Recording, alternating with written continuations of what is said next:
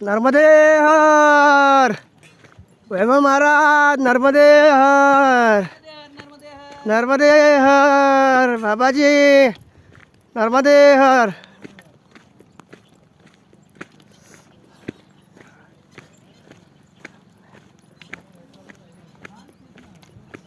आजचा आमचा हा तिसरा दिवस आहे आणि काल थोडं पायात दुखत होतं, आता थोडं बरं वाटतंय. नर्मदा मैयाच्या कृपेने थोडंसं दुखणं कमी झालं आहे.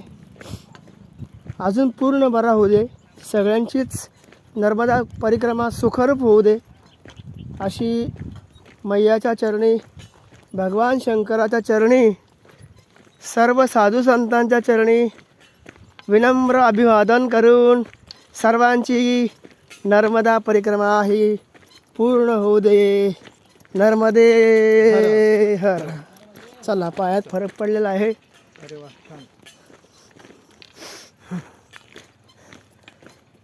हे केवळ भगवंताच्या कृपेशिवाय नाही, भगवंताच्या कृपेशिवाय होऊ शकत नाही, मैयाच्या कृपेशिवाय होऊ शकत नाही. अशी ही कृपा आहे. तुमची श्रद्धा पाहिजे, तुमची निष्ठा पाहिजे. हे बघा,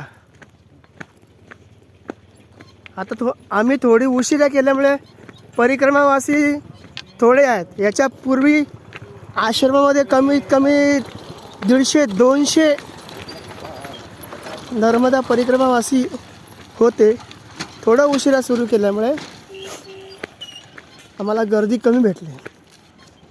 असं आहे, त्याचा हा फायदा आहे. त्यामुळे काही व्यावहारिक गोष्टी सांभाळल्या पाहिजेत. असा हा परिक्रम खूप सुंदर अनुभव. नर्मदा परिक्रमेचा आदरणीय यशोधन महाराज साखरे मालक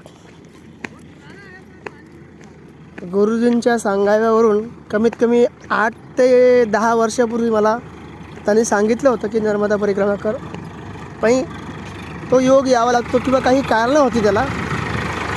तो योग घडून आला मैयेच्या कृपेने आणि तो आता अनुभव चालू आहे. आजचा तिसरा दिवस आहे. 3 महिने जायचे.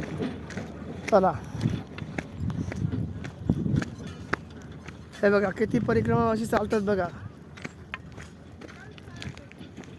लोकांना याची मस्करी वाटते. लाखो रुपयाचे पॅकेज सोडून लोक चालत आहेत. कोण डॉक्टर आहेत, कोण वकील आहेत, कोण साधू आहेत, कोण संत आहेत, कोण बुजुर्ग आहेत, कोण महिला आहेत, कोण छोटे आहेत, आबाल वृद्धासह या नर्मदा परिक्रमेमध्ये सहभागी होतात. नर्मदे हर. आता बाबाजींचं वय किती असेल? बाबा तुमचं वय किती? 66. तुमचं बाबा? 66. बघा, काही की नाही, आता माझ्यापेक्षा डबल वयाने आहेत. पण चाल बघा आमच्या पुढे, चाल घुंगरूची काठी आपली हापट टणटणा उड्या मारतात बघा, नामस्मरण करत. नर्मदा मैयावरती विश्वास असल्यामुळे त्यांची चाल खूप सुंदर होते. आम्हालाही तरुणांना मागे टाकले, आहे की नाही.